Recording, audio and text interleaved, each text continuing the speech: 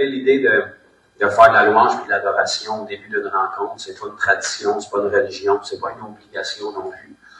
La chose est, c'est que de rappeler à Dieu qui il est pour nous, ça fait qu'on se rappelle à notre âme qui il est. Et ça nous aide souvent à laisser notre semaine qu'on traîne avec nous derrière, à laisser nos tracas, à laisser nos obligations qui nous attendent, mais qu'on sort ici derrière pour juste tirer la plug et rentrer dans une réalité qui est éternelle. Et plus on rentre dans cette réalité-là, on réalise que cette réalité-là, elle nous suit au quotidien. Des fois, on est tellement inondé dans les choses naturelles de ce monde qu'on a l'impression que ça, c'est plus réel et plus important que le Dieu de l'éternité. Mon ami, sors une nuit étoilée, puis lève tes yeux au ciel, puis tu vas te rendre compte que c'est très, très, très peu ce qui se passe ici. C'est très temporaire. Même si ça peut sembler tellement réel, ça nourrit tellement nos sens et nos émotions, c'est très éphémère. Tout ce qui est visible a été créé par l'invisible. Et après que le visible va être passé, l'invisible va demeurer. Si on vit notre vie avec cette perspective-là, et qu'on réalise qu'on ne regarde pas à Dieu comme ça, on est assis à la droite du Père en Jésus-Christ dans les lieux célestes et on regarde à notre vie comme ça. On regarde à partir d'une perspective céleste. On regarde à partir de la position de celui qui a déjà la victoire. On vient simplement courir notre vie ici-bas en montrant notre trophée à tout le monde. C'est à partir de cette perspective-là qu'on vit la vie ici. C'est pour ça qu'on peut être des plus que vainqueurs. Ça a l'air d'un speech pour vous hyper, là, mais j'ai pris ça dans la Bible. Le plus que vainqueur a tout accompli pour nous, il nous a donné la victoire. Plus que vainqueur, tu sais, un vainqueur, c'est quelqu'un qui combat et qui mérite sa médaille. Le plus que vainqueur, c'est lui qui a combattu, qui prend sa médaille et qui la donne. Ça, c'est être plus que vainqueur. Important de réaliser que lorsque Jésus est mort à la croix pour vous il y a 2000 ans, ça fait bien un beau film à Pâques, mais au-delà de ça, il n'est pas juste mort pour vous, il est mort en tant que vous. Je vais laisser ça descendre quelques secondes, je vais le répéter. Là. Imaginez-vous le Jésus que vous vous êtes imaginé, peu importe dans quel film. Là. Imaginez-le en souffrance à la croix. Là. Enlevez sa face et mettez la porte. Parce que c'est ça qui s'est passé. Il a enduré dans son corps ce que vous et moi, on aurait dû endurer. Il l'a fait en tant que vous. C'est pour ça que votre dette peut être libérément et librement payée, légalement. C'est comme si vous seriez allé à la croix il y a 2000 ans, mais c'est lui qui a fourni le corps, c'est lui qui a enduré, c'est vous qui êtes comme la bénédiction. C'est à ce point-là qu'il nous aime. C'est ça le merveilleux miracle, la substitution. Il a fourni le corps à votre place, puis il l'a fait dans votre nom. C'est une bonne raison pour être heureux. Je dis ça de même. Vraiment qu'on tombe émotif, là. Donc, merci Dieu. Juste pour aviser, on va aller dans la parole ce matin. Donc, s'il y en a qui veulent quitter, ça va être le bon temps. On va lire la Sainte Bible, qui est bientôt un livre haineux, d'après ce que j'ai entendu dire. Mais pourtant, ma vie, elle n'a pas produit de haine, au contraire, elle a produit de la paix, de la joie, de l'amour, de la bonté, de la bienveillance. Donc, on va s'enraciner dedans. J'aimerais juste vous donner, avant qu'on commence, des témoignages. Je sais, ça sonne comme un mot à la fin de nos jours, là, mais dans l'Église, on est supposé en avoir de ça, des témoignages, si on sert un Seigneur qui est vivant. Je vais vous donner quelques témoignages. C'est une autre des choses qu'on peut cultiver ici à l'Église, c'est une culture du témoignage. Donc ça, c'est très important d'avoir des témoignages qui édifient Jésus, qui glorifient Jésus, qui prouvent que Jésus est ressuscité. Donc l'Église est très bonne pour apprendre le pitch et dire à tout le monde qu'elle évangélise. Bon, Jésus est vivant, on va voir dans sa tombe, puis c'est pas une religion que j'ai, c'est une relation. Quand on regarde à ta vie, la preuve que c'est pas une relation que tu as, c'est que tu es toujours à terre et que tu n'as aucun témoignage. Fait que c'est bien beau d'apprendre le speech, mais il faut que ça soit une réalité. Fait que si c'est une relation qu'on a avec ce Jésus-là, notre vie est vivante, elle est remplie de témoignages, puis on n'est pas supposé de remonter à 20 ans en arrière pour trouver un témoignage. Jésus est pas en stand-by depuis que tu as sauvé. Là. Il est supposé d'être activement présent dans ta vie, puis tu es supposé d'avoir activement des témoignages à chaque semaine. Donc, la culture du témoignage est très importante parce que quand on partage un témoignage, on n'élève pas les capacités d'un frère ou d'une sœur. On élève la bonté du Seigneur de passer à travers lui ou elle en dépit de ses imperfections. Donc, quand vous entendez le témoignage de quelqu'un, vous vous dites tout dans votre tête, je suis bien meilleur que lui. Fait que si le Seigneur a fait ça avec lui, bien, certainement, il peut le faire avec moi. C'est pour ça que la Bible nous dit que le témoignage de Jésus-Christ, c'est l'esprit de la prophétie. Quand on rend témoignage de ce que Jésus fait, on est en train de déclarer, c'est valable pour toi aussi. Tu peux t'approprier le témoignage de quelqu'un d'autre et dire, Seigneur, j'ai le même Sauveur que lui, j'ai le même Saint-Esprit que lui, puis tu ne fais pas exception de personne, tu m'aimes autant que lui. Fait que si je prends le témoignage qu'il a donné, puis je te mets au défi avec, tu n'as pas le choix tôt ou tard de faire la même chose pour moi. Donc c'est ça qui est extraordinaire avec le témoignage. C'est pour ça qu'on doit en partager, ça exhorte notre foi, ça nous allume, et puis c'est pour ça qu'on devrait se rassembler en fait. Hein, ici, c'est pas supposé d'être une session de lamentation. Là. Jérémie en a assez fait de lamentation dans l'Ancien Testament. Là, on est dans la Nouvelle Alliance.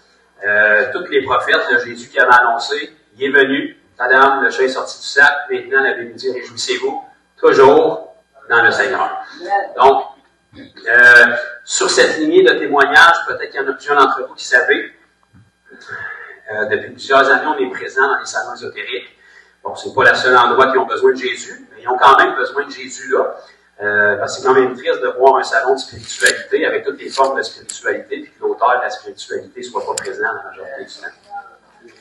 C'est pour ça qu'on s'est dit on devrait être là. Fait que, on est présent là depuis plusieurs années, et il y a quelques semaines, on a eu une belle opportunité d'être dans un nouveau salon. Ça, c'est pas une nouvelle pour se réjouir, là. Ça veut dire que l'ésotérisme grandit au Québec, parce que les gens ne trouvent pas de réponse dans l'Église, ils se tournent vers où est-ce qu'ils pensent en trouver. Fait que ça, on baisse notre tête, on dit « Seigneur, je me repens, puis je me réveille ». Donc, il y a un nouveau réseau ésotérique qui a émergé dans le coin de Sainte-Adèle. Donc, on s'est dit, on va être présent là aussi. Et puis, on est allé là-bas pour faire ce qu'on fait toujours, faire du bien aux gens, parce que Jésus est venu pour faire du bien. Et puis, généralement, quand on leur fait du bien, leur cœur, après, est un peu curieux pour savoir qui est-ce qui leur a fait ce bien-là. Et puis là, ben ça, c'est une belle opportunité pour leur expliquer l'Évangile. Donc, c'est ce qu'on fait depuis plusieurs années. Et puis, juste pour vous montrer comment le Seigneur est bon et qu'il n'a pas peur d'aller dans un salon ésotérique. Durant la fin de semaine, il y a environ 2 semaines, on était là, puis il y a une femme qui s'est présentée au kiosque. Bien évidemment, moi, j'étais ici, j'ai pas pu y aller, fait que j'avais délégué à mon partenaire puis d'autres frères et sœurs là-bas. Et puis, la femme, elle s'est présentée au kiosque. Mon collègue était occupé avec une autre personne. Donc, elle s'est dit, je vais patienter. Elle a regardé sur la table qu'on avait là-bas. Et puis, une des choses qu'il y avait sur la table, parmi les évangiles, les clients qu'il y avait là, c'est qu'il y a un frère qui faisait le salon avec nous. Lui, il aime bien prier auparavant, il reçoit des paroles prophétiques, puis il les écrit sur des feuilles, puis il les met à l'envers sur la table. Puis il invite les gens qui passent à la table à les ramasser. Donc, cette femme-là est arrivée à la table, puis pendant qu'elle patientait, elle a pigé un papier, puis elle l'a gardé jusqu'à temps que mon collègue ait terminé avec la personne avec qui il est occupé. Puis par la suite, il est allé la voir pour lui demander comment est-ce qu'il pouvait l'aider. La femme lui a dit, je viens d'arriver au salon, je suis allé au kiosque juste en avant, puis ils m'ont référé à vous parce que j'ai des problèmes avec les genoux, puis ils m'ont dit, va voir le kiosque en avant, puis ils vont t'aider, puis ils vont te guérir. Donc ça, c'est un autre des effets qu'on a dans les salons depuis quelques années. Tous les kiosques autour de nous ont été guéris puis évangélisés. Donc, quand ils nous revoient dans les salons, ils nous envoient leurs clients. Donc, après qu'ils ont vendu leurs marchandises, tous les gens qui ont des problèmes de santé, ils les réfèrent à notre table. Puis, ils en parlent à leur personnel à eux, puis ils ramènent leurs employés à notre table pour qu'on puisse prier pour eux, et puis les évangéliser aussi. Donc, gloire au Seigneur pour ça. Et puis, cette femme-là a dit, je suis allé vers le kiosque en avant, puis je leur ai partagé que j'avais des problèmes avec mes genoux. Ils m'ont dit, va voir l'autre kiosque, puis ils vont pouvoir te guérir. Elle dit, je suis arrivé ici, puis là, vous étiez occupé, donc en patientant, j'ai pigé un papier, puis elle dit, regardez, qu'est-ce qui est écrit sur le papier. Sur le papier, c'était écrit, tu as des problèmes avec tes genoux, et aujourd'hui, le Seigneur te rencontre.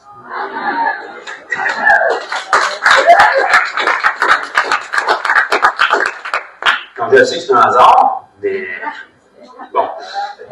Fait que là, mon collègue a senti un petit peu de pression, il s'est dit, OK, il faudrait qu'elle soit rencontrée. Fait qu'il s'est dit, OK, Seigneur, je vais mettre ça entre tes mains. Il a prié pour elle, elle a été guérie, et puis elle a été très surprise malgré tout, et puis ça a donné une belle opportunité pour semer l'Évangile dans cette dame-là.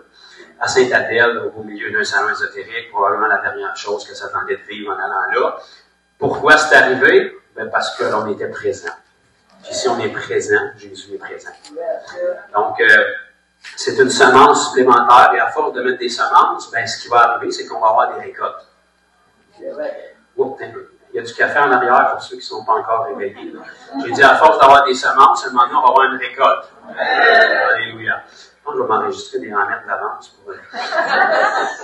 En janvier, je crois, si ma mémoire est bonne, on faisait un autre salon ésotérique à Granby qu'on fait depuis c'est le premier salon qu'on fait, en fait, depuis des années. Et puis, dans ce salon-là, on a rencontré un homme qui était dans le chamanisme profondément. Il était dans le New Age, puis ça l'a amené dans le chamanisme. Et puis, mon frère JF était avec moi. Il y avait mon collègue Marc aussi. Donc, on a engagé la conversation avec lui. Il avait de la misère à décrocher du kiosque parce que sa collègue était en avant, puis ça faisait plusieurs fois qu'elle l'appelait, puis il était accroché, puis ça rentrait quand on lui parlait. Puis, bon, il a quitté le salon par après, mais avec une carte de Jésus qui cogne sur la porte de son cœur, puis c'était lui à ouvrir la porte. Et bref, cette carte-là ne l'a pas lâché. Donc, il a recontacté notre collègue quelques semaines après, il est allé le rencontrer, il a entendu l'évangile de sa conjointe. La semaine d'après, il est descendu, il s'est converti, puis il a donné sa vie au Seigneur.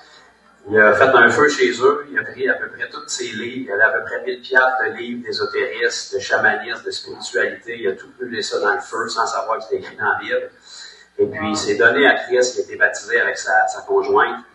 Il venait d'acheter une maison à Vincentville pour faire du chamanisme. Donc là, il s'est dit, on fait plus ça. Fait que là, ils ont mis leur maison à vendre, puis ils emménagent à Granby en juin. Donc, ça, c'est juste un témoignage parmi tant d'autres. On peut beaucoup de Seigneur de ça. Et puis, ben, ce frère-là, il est sorti, dans la sortie d'évangélisation qu'on a fait il y a 2 semaines. Il était avec notre frère Jeffrey, qui est en arrière. Et puis, il a pu expérimenter pour la première fois de prier pour des gens. Il a eu sa première parole de connaissance avant de savoir c'était quoi une parole de connaissance. Donc, juste pour vous montrer qu'on n'a pas besoin d'avoir un niveau de spiritualité extrêmement élevé pour avoir ça, ils ont rencontré un groupe de jeunes ados au parc. Et puis, en essayant de les évangéliser, ben, ils ont su finalement que je les avais déjà évangélisés il y a plusieurs années en arrière. Je me souviens pas vraiment d'eux autres, mais apparemment, depuis ce temps-là, ils ont commencé à croire et ils font la lecture de la Bible. Donc, ils sont retombés sur eux. Le frère, justement, là, qui était dans le chamanisme avant, a eu une parole de connaissance pour une des jeunes filles qui était là. Elle a confirmé, elle a reçu la prière, tout ça. Et puis, fait que, ils sont venus arroser la semence qui avait été là. Je ne sais pas à quel niveau ces ados-là sont rendus au niveau de leur repentance, de leur conversion, mais ils ne sont pas où est-ce qu'ils étaient quand ils ont été rencontrés il y a quelques années. Donc ça, c'est juste pour vous montrer qu'il y a un principe qui est là, puis si on commence à semer quelque part, bien, on va récolter. Amen? Je vais m'accrocher le micro comme il faut. Donc, et je vais laisser mon frère Jeffrey partager les témoignages aussi, mais je veux juste vous montrer la puissance du disciple-là si on commence quelque part. OK? Il y a environ, je veux pas m'enfarger dans mes mots, mais disons 5-6 ans en arrière. Il y a une jeune femme qui est partie de Québec pour venir à la maison chez moi à Granby avec sa maman. Elle voulait s'enlever la vie un soir, puis elle est tombée sur nos vidéos, par hasard encore. Et puis, elle a été touchée.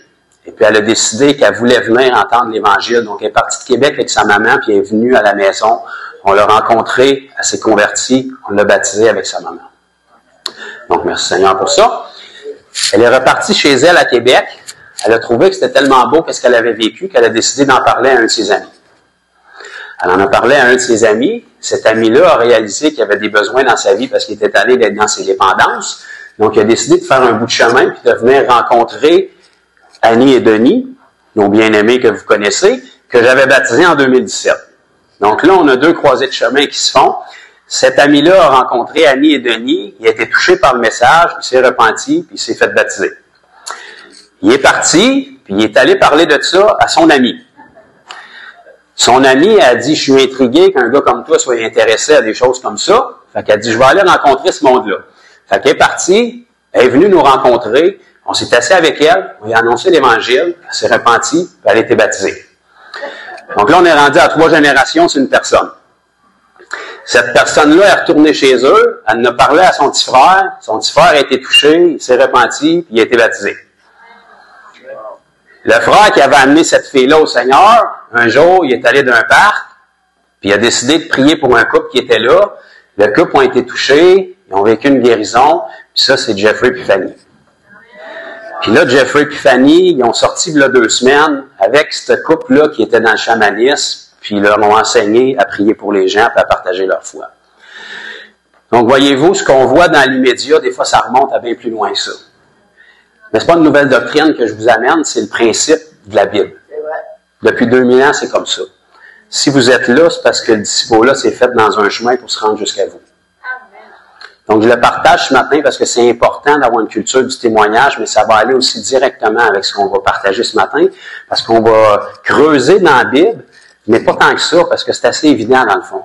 Fait qu'on va juste regarder ce que la Bible dit, noir sur blanc, puis on va sortir la tête du sable pour arrêter de tourner en rond et de se sauver des choses qu'on n'aime pas. Puis par la grâce de Dieu, on va juste faire ce que la Bible dit, puis on va voir les résultats que la Bible nous enseigne qu'on va avoir. Amen. Donc, je voudrais inviter notre frère Jeffrey qui va nous partager aussi quelques témoignages de sa semaine. J'ai demandé c'était quoi son truc pour avoir des témoignages de même, mais il m'a dit, j'ai évangélisé. OK. C'est ça. Merci Jonathan qu'on puisse cultiver vraiment les témoignages dans notre Église, puis qu'on puisse tous partager puis participer. Fait que je me suis promené avec ma femme, avec Luc et Dominique, puis on a eu la chance de kickstarter, puis c'était vraiment le fun. Fait que je prie qu'on puisse vraiment kickstarter à toutes les semaines des personnes qui n'ont pas encore eu la chance d'aller dans la moisson. Fait que cette semaine, mardi, justement, je me promenais, je voyais un gars en fauteuil roulant. Fait que là, je lui posais des questions, as-tu des douleurs? Peux-tu prier pour toi? Puis il veut rien savoir.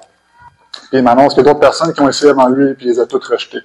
Je trouve ça intéressant vraiment qu'on puisse travailler en équipe, parce que ça montre que si j'arrêtais le premier, il m'aurait peut-être juste rejeté. Fait qu'il a quand même entendu une couple de témoignages avant que j'arrive.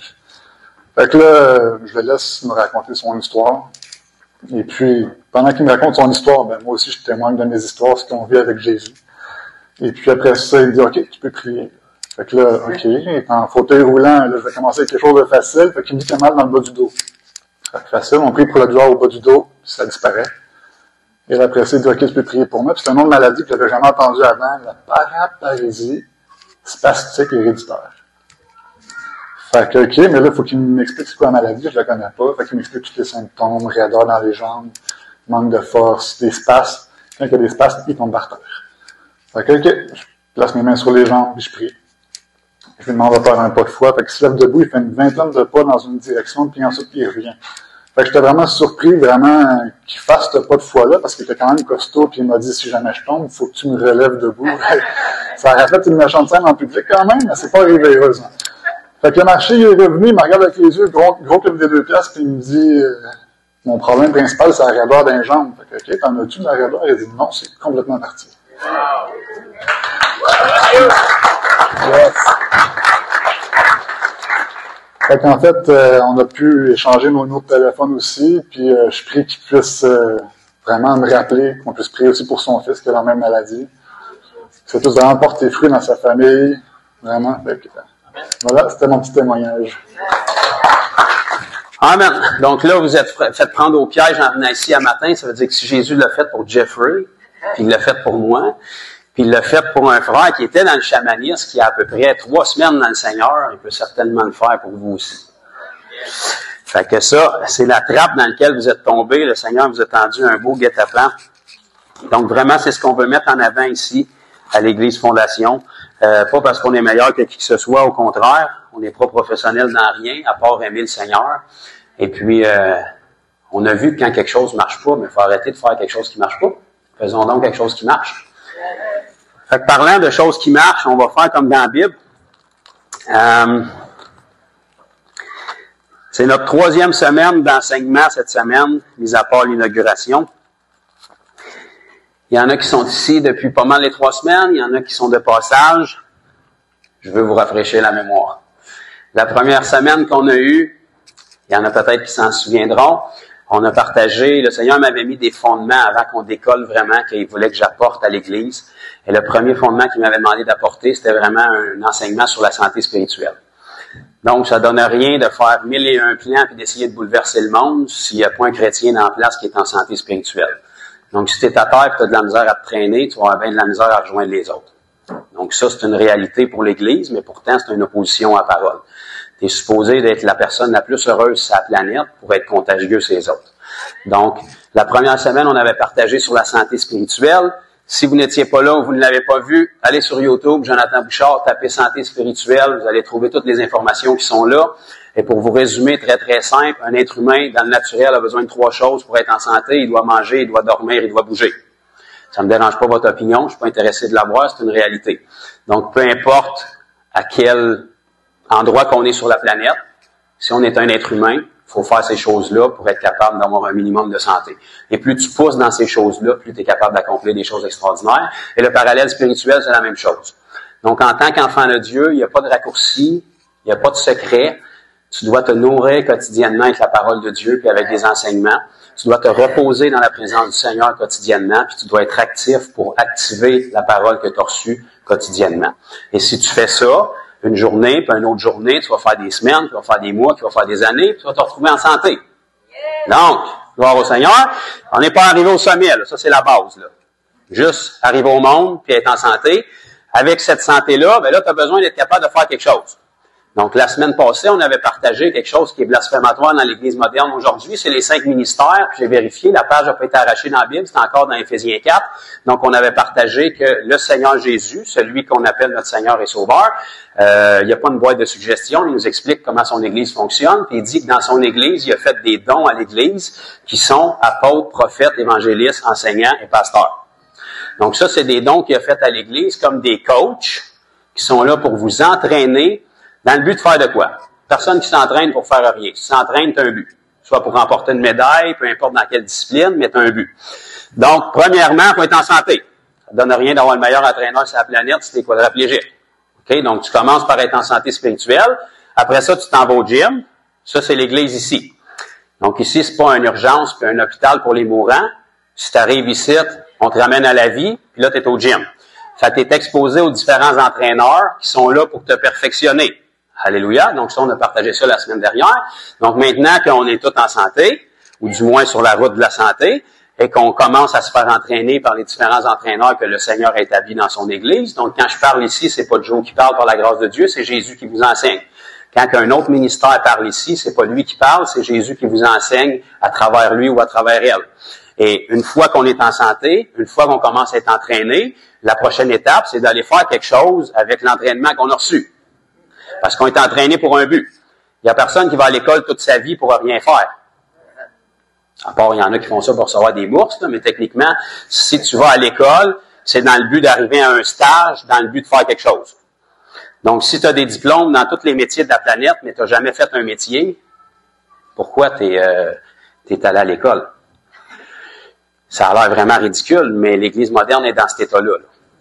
On fait toutes les conférences, tous les séminaires, toutes les affaires possibles. Je l'ai fait, j'étais là, j'ai le diplôme, j'ai le T-shirt, j'ai les photos. Ouais, mais au final, tu fais quoi avec depuis? Mettons que tu ne l'aurais pas fait, là, ça aurait changé quoi dans ta vie, dans le fond? Merci, Val, de me supporter dans ce difficile parcours. Donc, puisque vous avez insisté, on va aller dans le livre des Actes.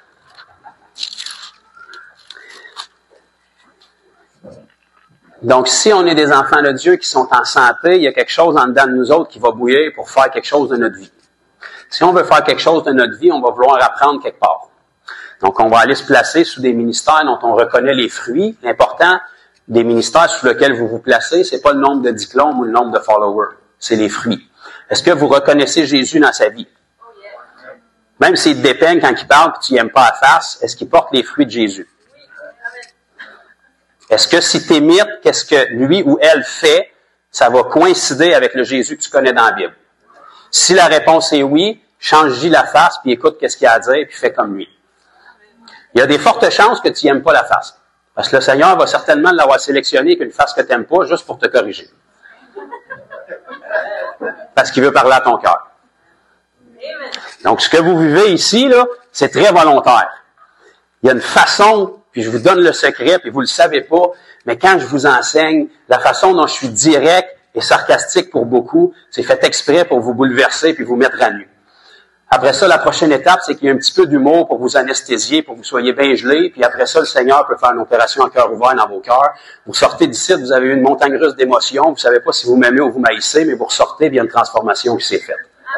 Tout ça s'est fait en douce pendant que vous avez reçu une claque, un fou rire, une opération, puis là, vous ressortez, vous êtes changé. C'est ça qui se passe semaine après semaine. Là, je vous ai donné la clé, fait que vous allez le savoir. Le Seigneur est en train d'opérer sur vous autres pour faire des merveilles avec vous puis avec moi.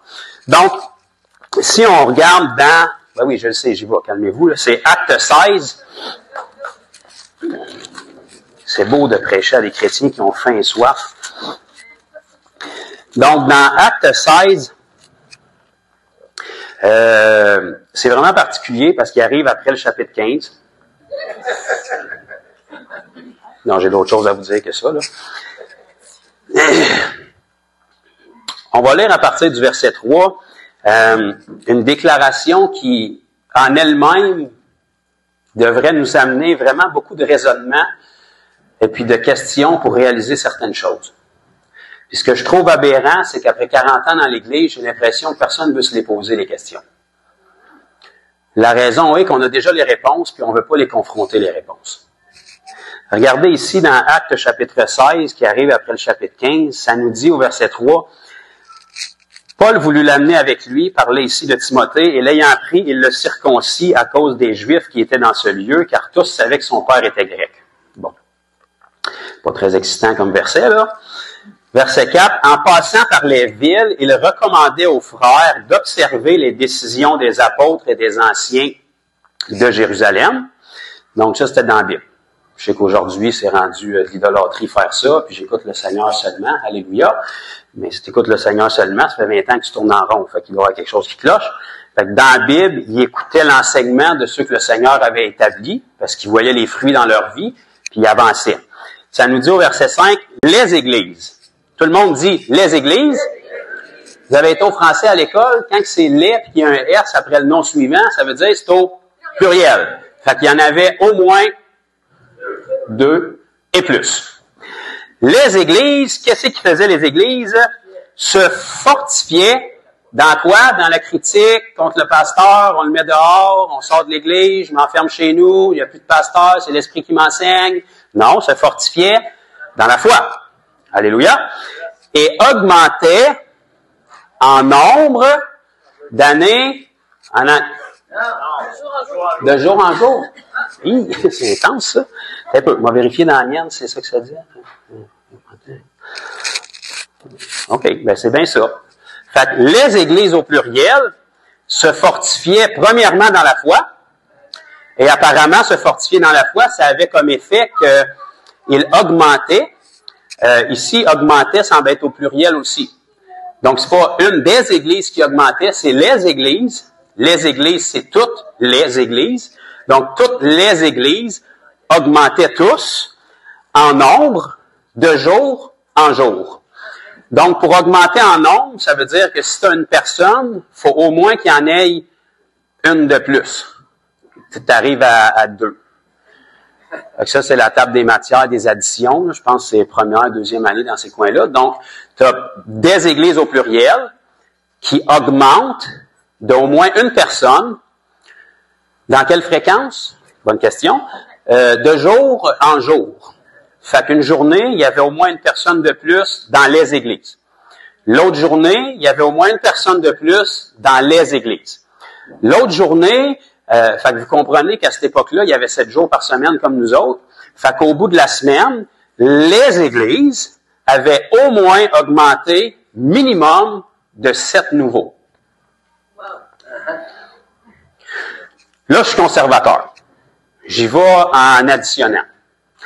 On peut tomber dans les multiplications, mais là, on ne va pas se perdre. Mais si on y va en additionnant, toutes les églises grandissaient d'au moins 7 nouveaux par semaine.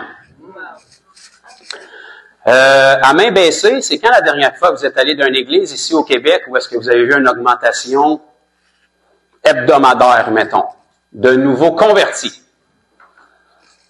Fait que je vois les mains qui sont baissées. Merveilleux. Donc, là, je vous parle pas de quelqu'un qui vient en visite, quelqu'un qui vient s'accrocher parce qu'il a été blessé ailleurs, parce qu'on n'a pas reconnu ses talents et son ministère, et qui veut essayer la nouvelle sauce au goût du jour pour être frustré là et aller ailleurs après. Je vous parle de quelqu'un qui ne connaît pas Christ, qui rencontre Christ, puis qui est né de nouveau. C'est comme dans la Bible, mettons. Je sais qu'on voit plus ça aujourd'hui, mais dans la Bible, les gens, ils connaissaient pas Jésus, ils venaient à Jésus, ils naissaient de nouveau. Bon. C'est quand la dernière fois qu'on a été ici au Québec, dans une église, où est-ce que, soyons, mettons, plus conservateurs, mensuellement, bon, prenons un mois de 31 jours, mettons, pour se donner encore plus de lousse.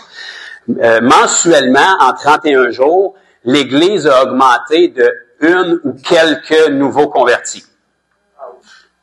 Ça peut arriver, mais je vous dis, après 40 ans à voyager à travers le Québec, c'est plutôt rare. C'est plutôt inhabituel. Puis si vous en trouvez une, ça risque d'être une Église modèle qui donne le ton aux autres Églises. La prochaine étape, c'est trouver cette Église-là qui a au moins eu 1 à 2 nouveaux convertis dans son mois, puis que le mois d'après sont encore là. Là, on vient de baisser d'un pourcentage. Le mois d'après, tu y retournes, non seulement sont encore là, mais ils aiment encore Jésus. Là, tu viens de dropper encore. Tu le laisses un mois de plus, tu y retournes, non seulement sont encore là, ils aiment encore Jésus, mais sont encore intéressés de parler de Jésus à leurs amis. C'est-à-dire qu'il n'y a pas juste eux autres dans leur entourage qui sait qu'ils sont rendus chrétiens, tout le monde le sait, puis ils disent « ferme-toi, on ne veut plus l'entendre ». Là, on vient de baisser dans un pourcentage qui est à peu près nul.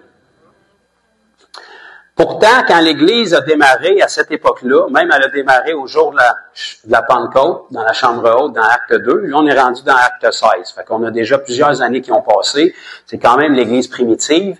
On a une Église qui n'avait pas d'école de formation comme on a aujourd'hui, qui n'avait pas de micro comme j'ai aujourd'hui, qui n'avait pas de show de lumière comme on a aujourd'hui, qui n'avait pas de système de suivi des nouveaux comme on a aujourd'hui, qui n'avait pas de réseaux sociaux comme on a aujourd'hui, qui n'avait même pas encore une structure éprouvée dans l'Église parce qu'elle a commencé quelque part puis ils se sont retrouvés avec 3000 personnes à 120 anciens.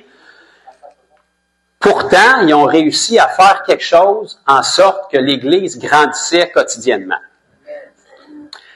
Ma question, c'est qu'est-ce qui s'est passé depuis? Parce que de toute évidence, à moins que ce soit moi qui est aveugle, c'est pas ça qu'on retrouve comme réalité ici au Québec, puis peut-être même au Canada. Pourtant, on lit toute la même Bible, puis c'est la même Église, là. La Bible nous dit pas qu'il y a eu comme un passage dans une autre Église en cours de route, puis maintenant, parce qu'on est rendu dans l'Église apostasique, il n'y a plus rien qui se passe. Non, c'est la même Église jusqu'à temps que Jésus revienne la rechercher.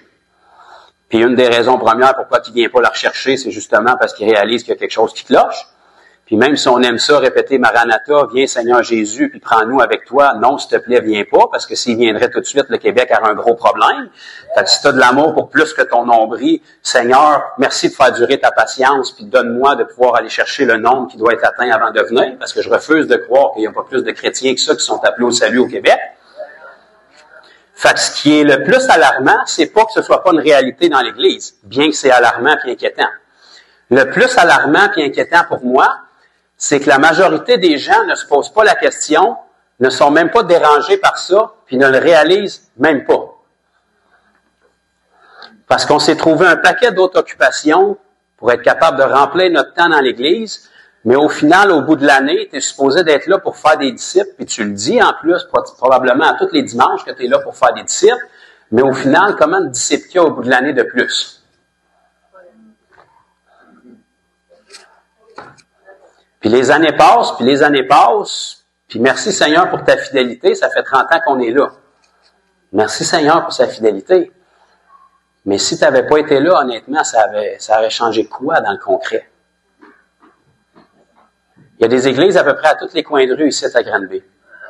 Pourtant, dans la majorité des cas, les gens qui ne connaissent pas Christ qu'on rencontre ne sont même pas au courant de où est-ce qu'ils sont, puis ils ne savent même pas ce qui se passe là.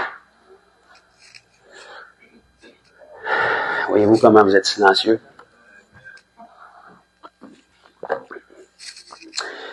Donc là, à un moment donné, il faut sortir la tête du sable puis se dire qu'est-ce qu'on fait et pourquoi qu'on le fait. Dans quel but qu'on le fait.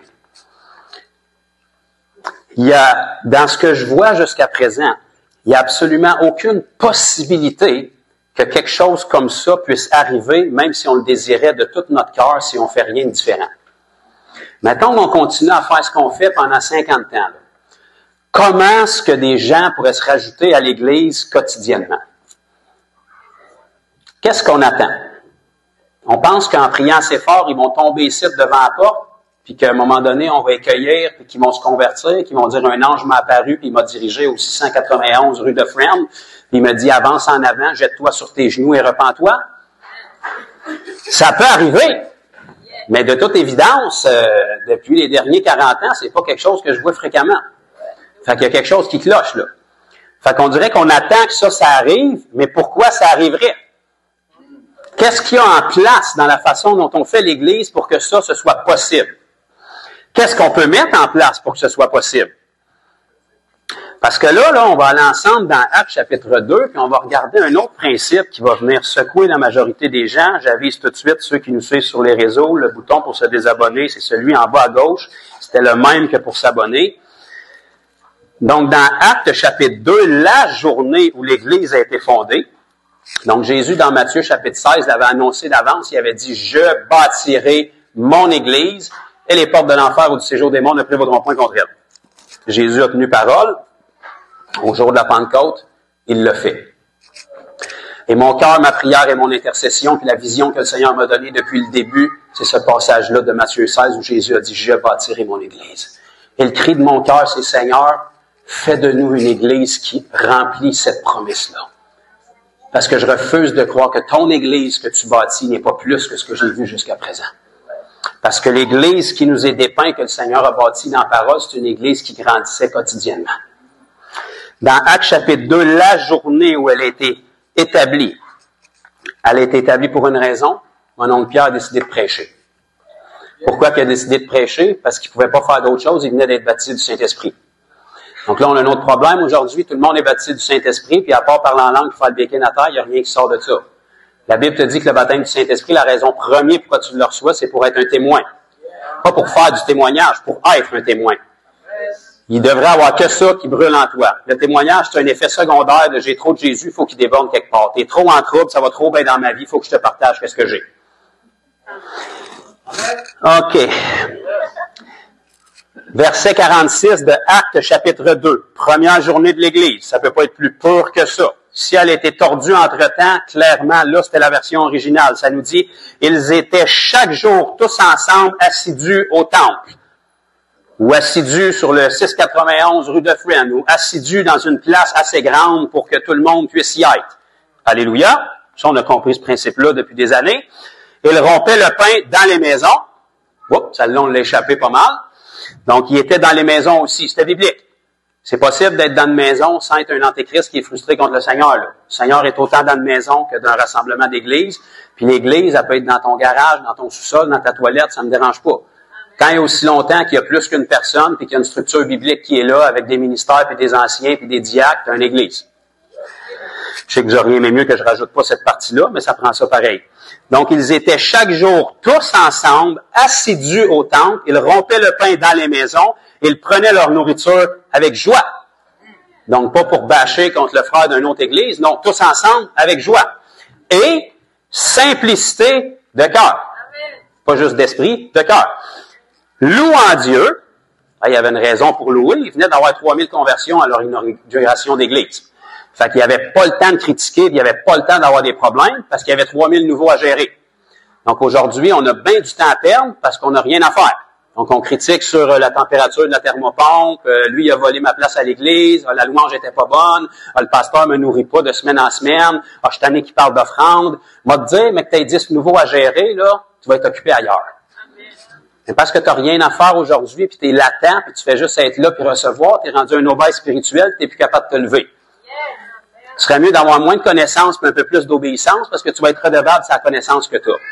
Fait que si tu es pour avoir de la connaissance sans l'obéissance qui vient avec, cesse ta connaissance tout de suite, rends-toi service puis rends service aux autres, va agir sur ce que tu as. Alléluia. Louant Dieu et trouvant grâce auprès de tout le peuple. Donc, il n'était pas moqué par tout le peuple. Il trouvait grâce aux yeux de tout le peuple. C'est quand la dernière fois que les gens ont craint votre foi. C'est un imbécile heureux. Il est fou, puis il est dans son monde, mais il y a quelque chose qui se passe avec sa vie. Parce qu'il est à jeun, puis il est tout le temps heureux. Parce que même si je le persécute, il m'aime tout le temps. Parce que même si je me moque de lui au travail, quand j'ai besoin, c'est qui que j'appelle? C'est lui. Quand il répond, est-ce qu'il me remet sur le nez mes erreurs? Non, il m'accueille, puis il prie pour moi. Même si ça a l'air d'un imbécile heureux, ben les gens sont vraiment guéris autour de lui. Il y a vraiment quelque chose qui se passe.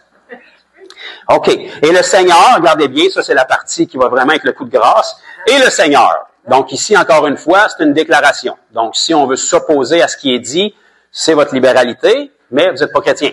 Donc si le Seigneur est notre Seigneur, c'est oui, amen à ce que le Seigneur dit et fait. Le Seigneur ajoutait chaque jour à quoi? À l'Église, regardez bien ce qui suit, ceux, pluriel, qui étaient, un verbe au passé, sauvés.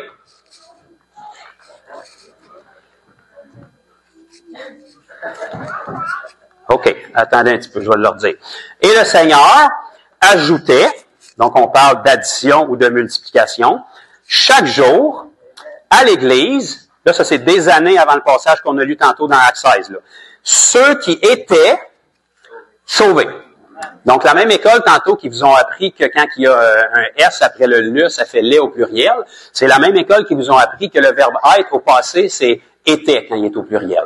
Fait que ça veut dire que c'est des choses au passé. Fait que la Bible nous dit ici que le Seigneur lui-même, il rajoutait à l'Église, oui, mais l'Église, mon frère, c'est pas un bâtiment, c'est nous. Oui, mais quand toi, tu es avec d'autres mondes, dans quelque part, tu es dans une bâtisse, c'est rendu l'Église. Toi, tu n'es pas l'Église. Tu es une pierre vivante de l'Église, mais tu n'es pas l'Église à toi tout seul. All right? Donc, quand les pierres vivantes viennent ensemble, là, tu fais l'Église du Seigneur, et le Seigneur, il rajoutait à cette Église-là ceux qui étaient sauvés. Remarquez que c'est pas écrit, il les rajoutait à l'Église pour qu'ils soient sauvés.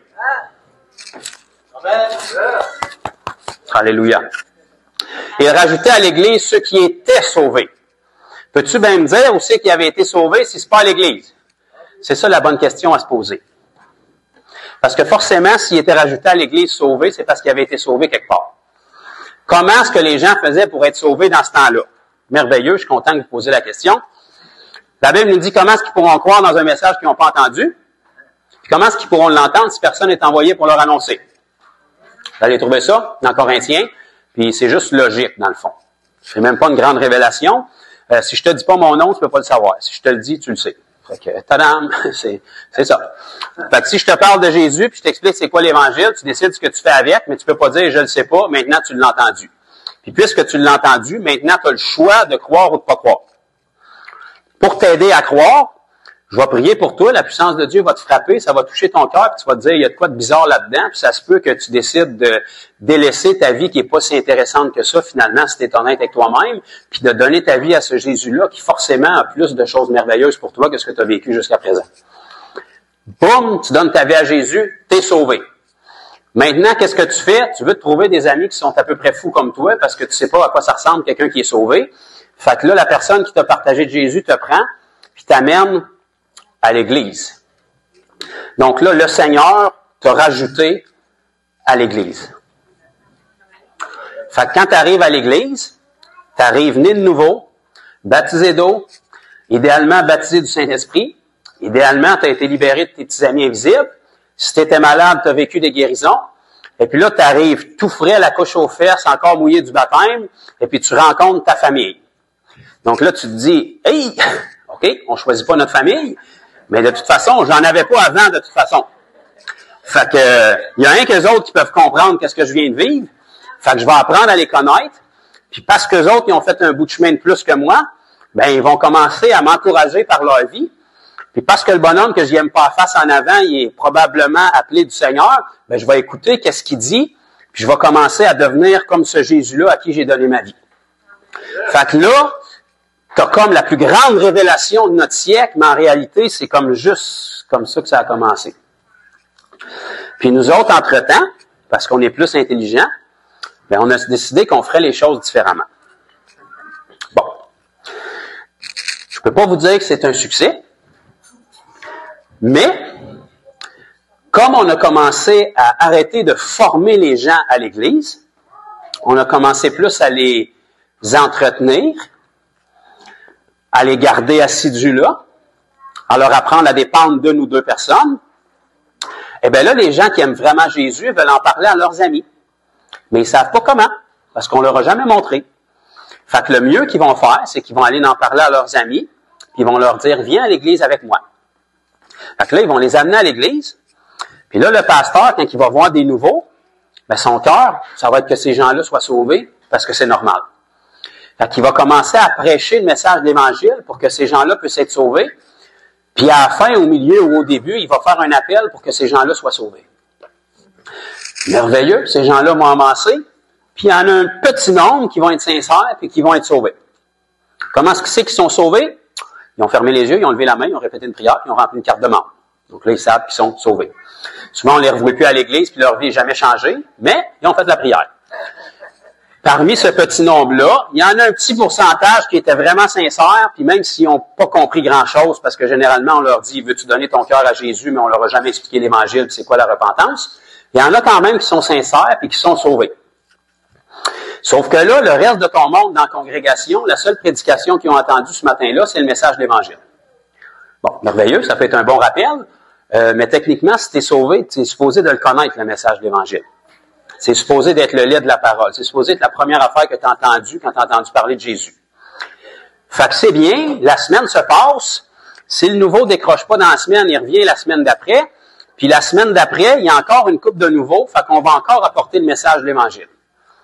Fait que là, au bout du compte, 52 semaines par année, tout le monde qui sont là, qui sont au Seigneur depuis un bon nombre d'années, tout ce qu'ils ont entendu, c'est le message de l'Évangile. Fait qu'ils sont bien contents, puis ils connaissent à le savoir, ils commencent à le savoir, mais à un moment donné, où est-ce qu'il y a du progrès? Où est-ce qu'on les entraîne? Où est-ce qu'on leur enseigne, une fois que tu es sauvé, voilà ce que tu peux commencer à faire. Non, il faut tout le temps rester à « donne ta vie à Jésus ». Puis on est bon pour ça. Hein? On sait comment faire. On va mettre une petite musique en arrière-plan. Fermez vos yeux. À yeux fermés, tête penchée. Lève ta main. Montre-le au Seigneur.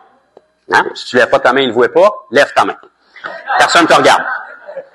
Dans la Bible, tu mourrais pour ta foi. Ici, personne ne te regarde. Les yeux sont fermés, les têtes sont penchées. Sois audacieux, lève ta main.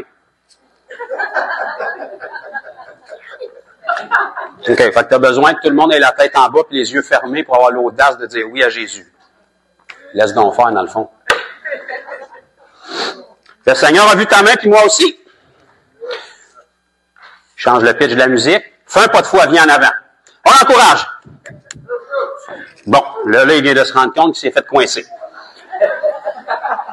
Là, il est rendu en avant, il est nerveux parce qu'il est devant le monde. Il pensait de s'en sortir en douce, à tête penchée, les yeux fermés. Là, il est en avant, il dit « Répète après moi ». Ben là, on va être d'un cadre si je répète pas. Fait qu'il va répéter. Tu as juste à être sincère dans ce que tu répètes. OK, mais sincère sur quoi? À quoi qu'il faut que je croie? La Bible nous dit, c'est Paul qui l'a dit dans Romains 1,16, « Je n'ai point honte de l'Évangile, la bonne nouvelle, car c'est une puissance pour le salut de quiconque croit. » Fait que la puissance pour le salut, c'est pas une prière, c'est le message de l'Évangile. Tout ce que tu as à faire, c'est y croire. Mais si on ne te donne pas le message, tu seras sincère tant que tu veux, tu vas être sincère dans quoi? Es-tu au courant que tu peux être sincèrement dans l'erreur? Fait que ta sincérité t'amènera nulle part, même si tu es sincère. Moi, j'ai été sincère toute ma vie. La prière de repentance, je l'ai faite à peu près 500 fois par année. Toute ma vie. Puis mon niveau de sincérité, je peux vous dire qu'il était intouchable.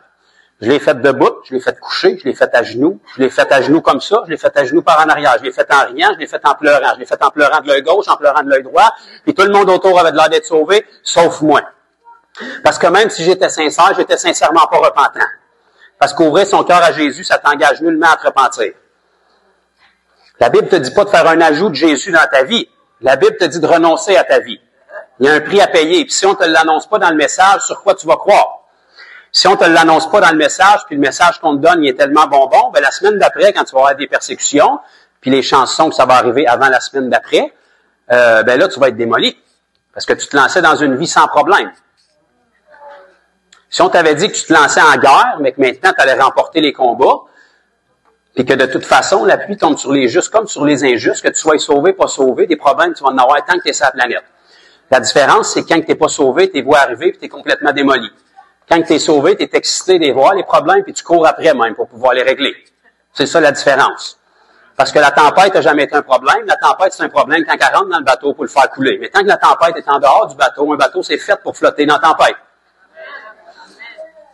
Donc, si on restaure le message de l'Évangile comme il faut, on va avoir des véritables conversions. Mais si on se sert de l'Église comme biais pour amener les gens à Christ, ben là, à quel autre endroit est-ce qu'on va former ceux qui sont déjà à Christ? Fait que là, on a une roue qui tourne à l'envers. Parce qu'on se sert de l'Église pour amener les nouveaux à Jésus, ben ceux qui sont dans l'Église ne sont jamais formés. Fait que parce qu'ils sont pas capables de partager l'Évangile, ils vont au mieux ramener les gens qui veulent amener à Jésus à l'Église. Et bien que ça peut fonctionner, c'est pas fait pour ça. Paul va dire, si un incroyant vient parmi vous, autrement dit, je sais pas qu'est-ce qu'il fait là, c'est quand même spécial, mais on l'accueille s'il vient parmi vous. De toute façon, l'Église était souvent clandestine dans le Nouveau Testament, fait que c'était dur pour un incroyant de se ramasser là. Mais si un incroyant vient parmi vous, c'est pas la normalité, mais mettons que ça arrive pour une raison X, ben qu'il soit convaincu par la puissance de Dieu. Fait que ce soit pas ton pitch d'offrande, ton jeu de lumière, ton parfum, puis comment est-ce que le monde joue bien de la musique, mais qu'il soit convaincu par une parole prophétique, par un miracle, par une parole de connaissance, que son cœur soit contrit puis qu'il expérimente quelque chose. Mais la normalité, c'est pas ça. Il n'est pas supposé de se ramasser là parce que l'Église, c'est le rassemblement des saints et c'est là où les ministères sont là pour te perfectionner, toi, dans l'œuvre du ministère. Pour que quand tu rencontres un nouveau, tu n'aies pas besoin d'amener le nouveau à l'Église, tu puisses l'amener à Jésus. Une fois qu'il est à Jésus, là, tu l'amènes à l'Église. Je le sais que ça a l'air vraiment d'un blasphème, qu'est-ce que je vous dis, mais je peux vous garantir que l'autre façon, ça marche pas bien. Ça fait 40 ans que je vois ça aller, puis je me dis que s'il faut que quelqu'un se lève, ben ça va être le dernier que le monde aurait choisi, puis c'est moi. Parce que j'ai essayé l'autre façon, puis on dirait que ça porte plus de fruits. Puis je le sais que si ça porte des fruits, c'est certainement pas à cause de moi. C'est parce que le Seigneur est fidèle. Donc, si tu commences à prendre le monde qui sont ici, puis arrêter de leur donner le lait de la parole, puis commencer à leur donner de la nourriture sur laquelle ils peuvent agir, tu vas faire des gens qui sont capables d'utiliser leur capacité. Donc là, dans la semaine, quand ils parlent à un de leurs amis, puis que leur ami leur répond quelque chose qui jette tous les chrétiens à terre, ça fait du sens, qu'est-ce que tu me dis? Je pourrais-tu en savoir plus? Oui, t'es sûr que ça fait du sens, qu'est-ce que je te dis, là? Tu penses pas que je suis fou? Non, ça m'intéresse. Tu as l'air sincère quand tu m'en parles, puis ça a l'air vraiment d'avoir changé ta vie. Ben oui, c'est sûr que ça a changé ma vie. Bon, qu'est-ce que je peux dire de plus? T'es-tu libre dimanche? Tu pourrais peut-être m'accompagner à l'église. Je vais te présenter mon pasteur. Fait que là, le gars, il arrive ici, il est déjà inconfortable d'être dans une église en partant. Deuxièmement, la prochaine affaire qu'il va entendre, c'est parler des offrandes. Il va dire, c'est les crosseurs qui sont dans le ciel qui font que demander de l'argent. Après ça, il va y avoir quelqu'un de bizarre à côté qui est dans l'église, qui pense que l'esprit le touche, mais qui est tout le temps en train de faire des affaires bizarres à tous les semaines, puis sa vie n'est jamais transformée. Fait que lui, il va voir que ça. Il va voir quelqu'un qui n'est pas de bonne humeur ce matin-là, qui est à baboune, il va dire, c'est ça d'être chrétien. Fait qu'il va dire, ben écoute, c'est bien gentil, mais la semaine prochaine, je suis pris. Les 51 autres dimanches aussi. Fait que...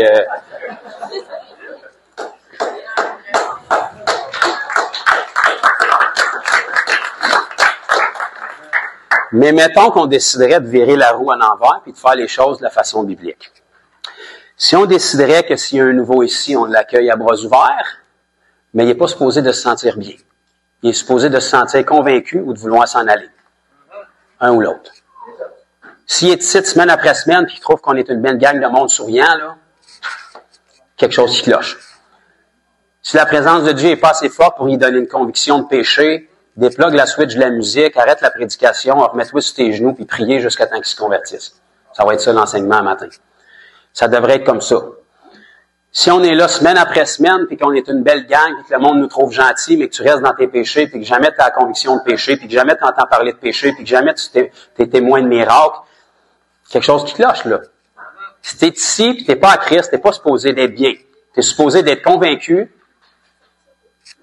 de te repentir de tes péchés ou de penser qu'on est complètement fou parce qu'on l'est, puis de prendre la même porte pour sortir que tu as pris pour entrer.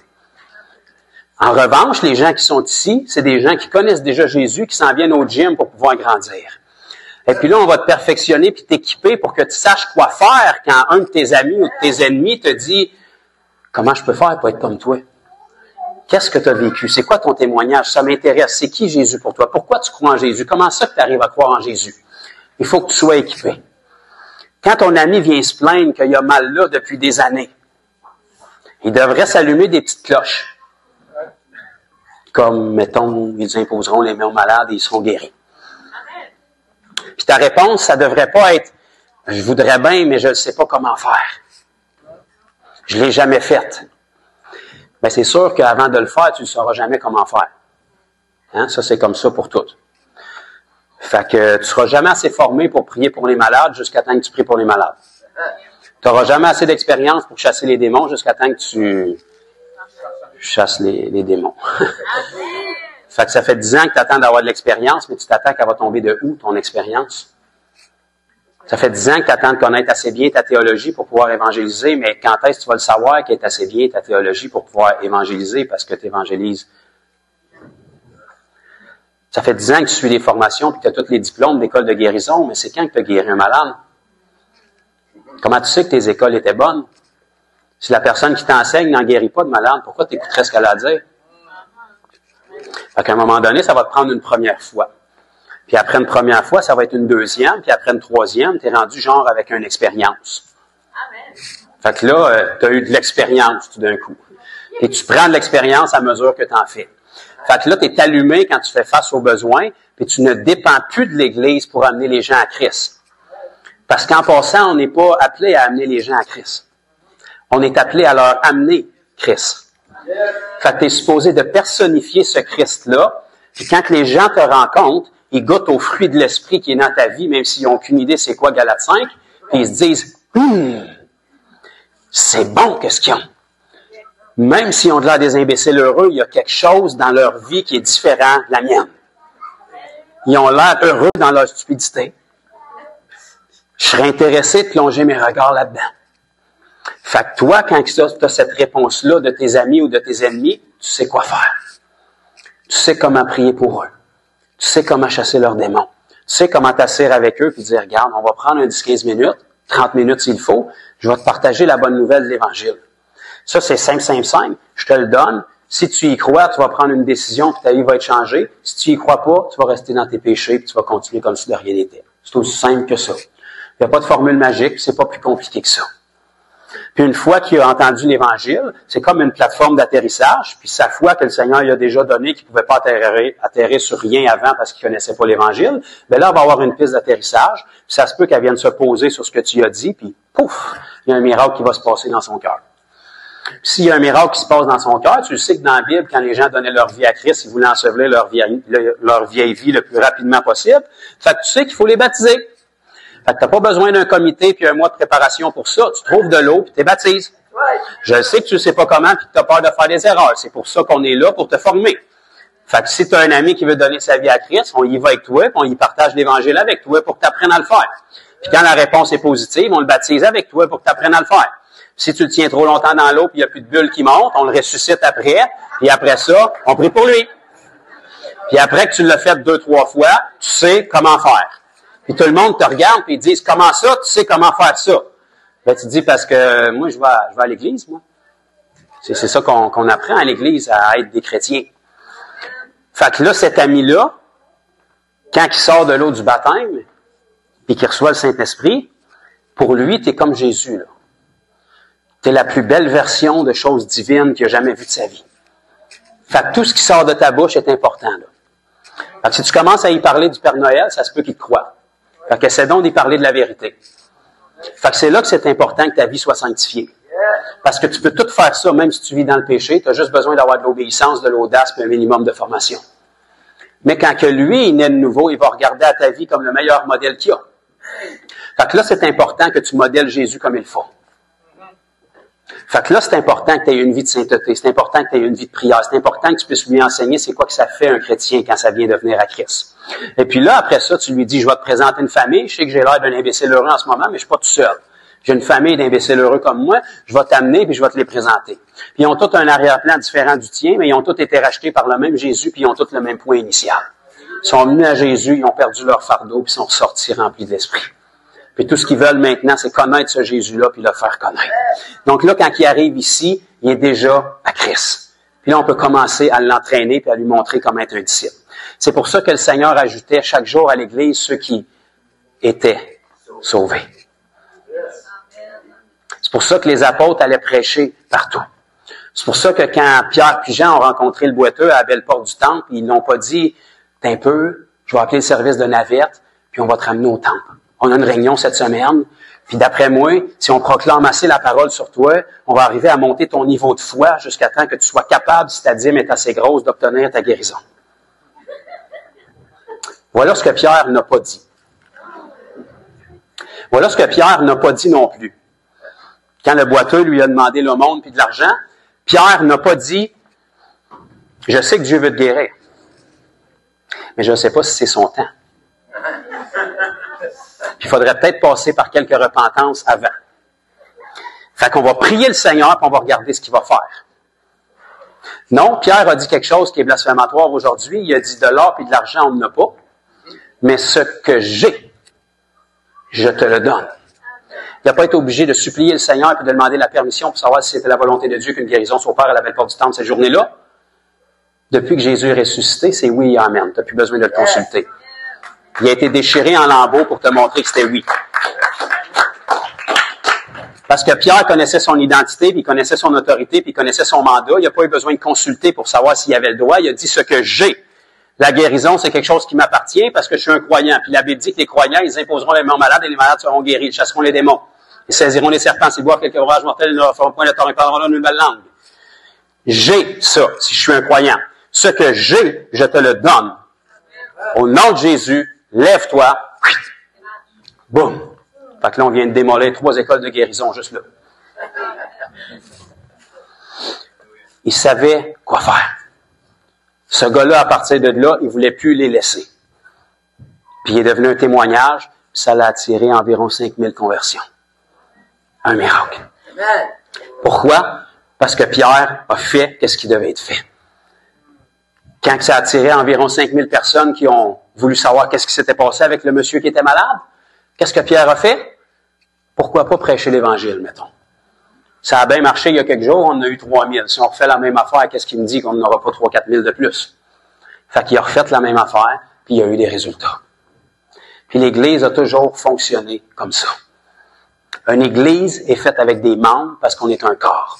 Si les membres sont équipés pour être capables de se servir de leurs outils, chacun de vous, vous avez un cercle d'influence qui est bien plus grand dans les 6 autres jours de votre semaine que ce qu'on peut faire ici. Fait que la question, c'est qu'est-ce qu'on peut changer puis mettre en place dans une église aujourd'hui, en 2024, pour qu'il y ait la moindre possibilité que ça arrive. Comment est-ce que quelqu'un peut se rajouter à l'église jour après jour? Mettons qu'on veut être conservateur puis qu'on dise, moi ici, là, on veut avoir une nouvelle personne de convertie qui va se rajouter à l'église. Comment est-ce que ça peut arriver? Ben, au minimum, ça va prendre une personne dans l'église qui s'en va évangéliser. Au minimum. Et là, on met tous nos jetons sur un, là. Si cette personne-là qui était prête à venir à Christ, ce matin-là, toi, tu files pas, puis c'est toi qui es désigné pour évangéliser, tu passes à côté, puis là, tu viens de scraper une destinée. Fait qu'au mieux, si on veut mettre toutes les chances de notre bord, mettons qu'on évangéliserait toutes. Mettons, là, je parle d'un monde idéal, là. Bon. Puis que évangéliser, c'est pas un événement. C'est comme dans ton quotidien, tu parles de Jésus aux gens que tu rencontres, puis tu es allumé sur les malades que tu rencontres, puis le monde qui grogne quand il te voit. Tu es allumé à ça, puis tu réagis. Mettons. Bon. Ça fait que, mettons qu'on est une quarantaine ici, puis on fait juste être des simples disciples qui vivent une vie de disciples dans notre quotidien. Ben, mettons que dans ta semaine, il y a 2 jours que tu filais, puis que tu as eu des rencontres, puis les 5 autres jours, tu étais juste spirituel dans l'esprit, puis tu faisais juste prier. Bon, ben ces 2 jours-là, tu as touché du monde. Puis si tout le monde dans l'Église y ont fait ça, ben là, on a presque une semaine qui est couverte. Fait que dans la semaine, il y a du monde partout qui ont entendu parler de Jésus, puis au bout de 30-31 jours, probablement qu'il y en a un dans le tas qui va avoir été touché puis qui va se convertir. Là, on en a eu un dans un mois. Fait que dans l'immédiat, qu'est-ce qu'il faut qu'il change? Si on veut que ça, ce soit possible, ben il faut commencer à réaliser c'est à quoi que ça devrait ressembler l'Église. Il devrait avoir une croissance qui est constante. La croissance constante, elle devrait se faire par la vie de chacun. Elle ne devrait pas se faire par nos rassemblements, peu importe quelle journée qu'on le fait. Après ça, les rassemblements, peu importe quelle journée qu'on le fait, il faut qu'ils soient faits en fonction que vous recevez quelque chose de pratique, que vous pouvez rentrer en action dès le moment que vous sortez d'ici.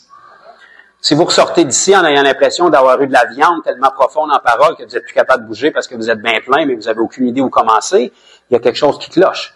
Il devrait y avoir une application pratique qui devrait découler quand on sort d'un partage ici.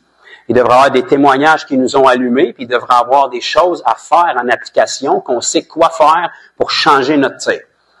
On sait qu'est-ce qu'on change demain. On sait quand on rencontre quelqu'un puis il y a un besoin qui est là, qu'est-ce qu'on fait.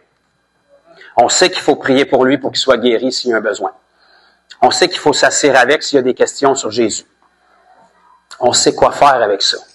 Et si on commence à prendre ce virage-là, ben là, on va se rapprocher de plus en plus de ce qui devrait se passer. Mais il faut prendre une décision quelque part. Si en tant qu'assemblée, il n'y a pas un changement qui se fait, ça ne peut pas nous tomber dessus par hasard. Tu sais, le réveil que tout le monde attend, regardez dans le miroir, là. C'est vous. Un réveil, c'est pas pour ceux qui sont morts, c'est pour ceux qui dorment. Les gens dans le monde sont morts, ils ont besoin d'être amenés à la vie, ils n'ont pas besoin d'être réveillés. Un réveil, c'est pour ceux qui ont déjà été réveillés, puis pour une raison X, ils se sont endormis, ils ont besoin d'une coupe de taloche pour se réveiller. Puis si tu es réveillé, ben tu vas produire le réveil autour de toi. Parce que la première chose que tu fais quand tu es réveillé, c'est que tu veux réveiller ceux qui dorment, parce que tu es jaloux qui dorment. Fait que tu vas aller les réveiller et être fatigant pour qu'ils puissent être réveillés avec toi. C'est ça qu'on est supposé de faire. Donc, ça commence par une décision personnelle. Donc, si on est tous en santé spirituelle, puis qu'on est formé par les ministères quand on vient pour se rassembler, bien, on va commencer à pouvoir remplir ce mandat-là. Puis ça, il n'y a pas de formule magique. Sème. Sème dans la vie des gens que tu rencontres. S'ils ne se convertissent pas la journée que tu as semé, c'est pas un échec. Ta responsabilité, c'est pas les conversions, puis ça sera jamais les conversions. C'est de semer. Donne un miracle, donne une délivrance, donne la parole, donne une prière, donne quelque chose qui glorifie Jésus. Un autre va passer par après, puis il va venir arroser. Un autre va passer par après, puis cette personne-là va y tomber dans les bras, puis il va penser qu'il est un super évangéliste. Pourquoi? Parce qu'il y en a qui avaient semé avant lui. Mais si tu veux une récolte, il faut qu'il y ait quelqu'un qui sème quelque part. Et si on veut se ramasser avec une église qui surpasse pas, mais qui se rapproche de l'église de la Bible, il faut que ça se produise. De jour en jour, les églises grandissaient en nombre. Fait que ça veut dire que si on change rien, mes amis, le temps nous prouve que ça n'arrivera pas, là. Pourquoi ça arriverait dans les prochaines années si c'est pas arrivé avant? On a déjà essayé de faire des nuits de jeûne, des événements à pu finir, essayer de passer des tracts, essayer de faire les églises les plus belles, les plus accueillantes qu'il n'y a pas. Ça marche pas. Pourquoi pas revenir à la façon biblique? Il faut être capable de mettre quelque chose en place qui permet au moins au Seigneur d'être capable de faire ça. Je l'ai dit à notre inauguration, puis je vais leur dire pour ceux qui n'étaient pas là, mais le désir de chaque enfant de Dieu, si on aime le Seigneur, ça devrait être qu'il nous utilise et qu'il nous parle. Et on est tous là dans nos supplications à dire, Seigneur, sers-toi de moi. Puis là, on a le verset d'Isaïe qui monte. Me voici, envoie-moi. Alléluia. Puis quand on le dit en pleurant, c'est encore mieux. Me voici, Seigneur. Je me mets à nu. Envoie-moi. Alléluia. Je suis prêt à donner ma vie pour toi. Je suis prêt à mourir pour toi. Seigneur t'interrompt. OK, aujourd'hui, je te demande pas de mourir, je voudrais juste que tu vives pour moi. Oh, j'aimerais mieux mourir. Je vais vivre pour toi, Seigneur. Je vais te donner ma vie. Non, aujourd'hui, je veux pas prendre ta vie, je veux juste que tu pries pour la personne dans le line-up. Oh, on va aller mourir.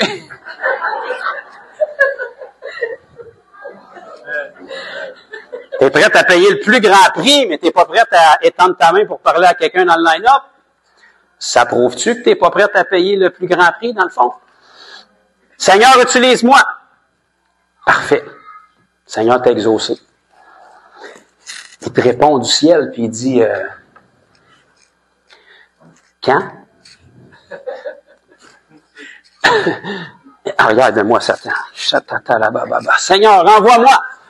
Quand, mon enfant? Ben là, de toute façon, après le culte, tu sais que c'est pas possible cette semaine, là. Hein? Parce qu'on a une rencontre de comité pour voter les salaires de l'Église. Fait que, faudrait que ça y aille à demain. Par contre, demain, c'est lundi matin. Fait que tu sais que je retourne à l'ouvrage, puis mon boss, il a besoin de toi, hein? Tu sais, fait que ça prend toute ma journée à prier en langue pour lui, pour être capable de le tolérer. Fait qu'il est pas prêt à être évangélisé. Parfait, ça va être mardi d'abord. Bon. Ben, mardi, c'est super. Par contre, ceci est le temple de l'Éternel et il a besoin d'être en santé. Donc, tu sais que mardi, c'est ma soirée de décaquer. Parce qu'il faut que je sois en forme pour être capable d'être un bon témoignage. Parfait. Fait que ça va aller à mercredi d'abord. Mercredi, comme tu le sais, Seigneur, c'est notre rencontre de prière à l'Église. La prière est importante, c'est essentiel. Fait qu'on ne peut pas manquer ça. Parfait. Alors, ça va aller à jeudi. Seigneur, tu le sais que le jeudi, écoute, il y a une émission Netflix qui m'accroche. Puis c'est pas si mauvais que ça, c'est plutôt neutre. Fait que le jeudi, c'est important que je décroche parce qu'il faut que je m'occupe de mon âme autant que de mon esprit. Bon, parfait. Alors, pourquoi pas le vendredi? Vendredi, Seigneur, les enfants finissent l'école. C'est notre temps en famille. La famille est notre premier ministère. Seigneur, tu le sais que je dois m'investir là. Ah, d'accord. Samedi, dans ce cas-là, samedi, on a un pique-nique avec l'Église, qu'il est doux et agréable d'être avec des frères et des sœurs. C'est comme le miel qui coule et l'huile qui coule sur la barbe d'Aaron. OK, fait qu'on est rendu à l'autre dimanche. Fait que là, tu te retrouves ici. Seigneur, envoie-moi! Ouais, y a-tu de quoi de nouveau dans l'horaire? Parce que j'ai essayé la semaine passée, puis ça avait l'air pas mal plein, là, ton histoire. Fait que là, la semaine d'après arrive, puis la semaine d'après arrive, parce qu'on veut fuir la réalité, aussitôt qu'on propose une formation à l'Église, on s'inscrit. Là, tout d'un coup, on a un trou dans l'horaire. Parce qu'on sait qu'on va venir s'asseoir pour entendre encore des choses nous être racontées, fait que là, on fait la formation. Puis là, on sort de là en disant, « Le Seigneur m'a parlé. » OK. Puis, mais encore, ben, écoute, je vois que j'ai des choses à changer. Ça me vraiment, j'ai une conviction, là. Je pense que j'ai besoin de prendre un temps pour moi. Ah, OK. La durée de ce temps-là, ça va être, ben, je peux pas te dire. C'est sûr que dans l'état que je suis, je serais pas un bon témoignage, fait que j'ai besoin de prendre du temps pour moi. Jusqu'à la prochaine école de formation, puis là, ça fait 10 ans que tu es chrétien, puis tu n'as pas encore rien fait. Ça a l'air humoristique, là, mais c'est une grande réalité. Fait qu'à un moment donné, il faut sortir la tête du sable, puis arrêter de tourner en rond, puis essayer de trouver des mots spirituels pour cacher notre incrédulité puis notre peur. La raison pourquoi tu es prête à faire n'importe quoi qui te demande de t'asseoir puis d'écouter une formation, c'est parce que ça ne challenge pas ta foi. Mais dès le moment qu'on dit aujourd'hui, il n'y a pas de culte, on s'en va dans les rues, tout d'un coup, tu viens de te trouver un ministère d'intercession. Ah, l'Esprit du Seigneur est sur moi, car il m'a oint pour intercéder pour toi, mon frère. Je vois un ange avec un épée flamboyante qui est sur toi aujourd'hui. C'est toi qui dois y aller, c'est toi qui es l'élu, mais tu as besoin d'être couvert dans la prière. Puis ça, c'est le mandat que le Seigneur m'a donné. Va avec la force que tu as. C'est pas compliqué. Fais juste y aller, moi je vais t'appuyer dans la prière. Puis la semaine d'après, ça va être encore toi, puis moi j'ai tout le temps le mandat de t'appuyer dans la prière. Fait qu'au final, ça se peut-tu que tu es juste en train de cacher ton incrédulité à travers des mots spirituels? Parce que l'intercession, c'est pas un ministère dans la Bible. Ça devrait être une normalité pour tout le monde. Prier sans cesse. Je sais pas si ça va à peine que j'en rajoute. On va juste tourner dans Actes 5, voir pourquoi j'avais noté ça. Actes 5, verset 12. Ah, je le sais pourquoi. J'ai presque terminé. En fait, j'ai jamais terminé, je fais juste arrêter, mais... Acte 5, verset 12. Beaucoup de miracles, encore l'histoire de pluriel, là, et de prodiges se faisaient au milieu de l'Église. Qu'est-ce qu'il y a? Du peuple. OK, ça se faisait en dehors de l'Église. OK, un peu. Beaucoup de miracles et de prodiges se faisaient au milieu du peuple. OK, merci pour la correction. Par les mains des apôtres, ils se tenaient tous ensemble au portique de Salomon et aucun des autres n'osait se joindre à eux, mais le peuple les louait hautement. Le nombre de ceux qui croyaient au Seigneur, hommes et femmes, les deux, à ce temps-là, il y avait deux genres, là, hommes et femmes, s'augmentait de plus en plus. En sorte qu'on apportait les malades dans les rues et qu'on les plaçait sur les lits et des couchettes afin que lorsque Pierre passerait, son ombre au moins couvrit quelqu'un d'eux. La multitude accourait aussi des villes voisines de Jérusalem. La multitude accourait. Hein? On les tirait pas par les cheveux, là, ils accouraient. Amenant des malades et des gens tourmentés par des esprits impurs et tous étaient guéris. Voilà une bonne raison pourquoi les gens accouraient. quand il entendait parler que tous étaient guéris, il se disait, on n'en a rien à battre de ce qu'ils ont à dire, mais si nos malades peuvent être guéris, ça vaut le déplacement, parce que j'ai même entendu dire que c'était gratuit. Fait que les foules accouraient pour aller entendre qu'est-ce qu'il y avait à dire, et puis ils amenaient leurs malades et leurs démoniaques pour qu'ils soient guéris et délivrés. Et parce que c'est gratuit puis que tes malades sont guéris et délivrés, généralement, tu as la politesse d'entendre ce que le gars qui prie pour toi a à dire.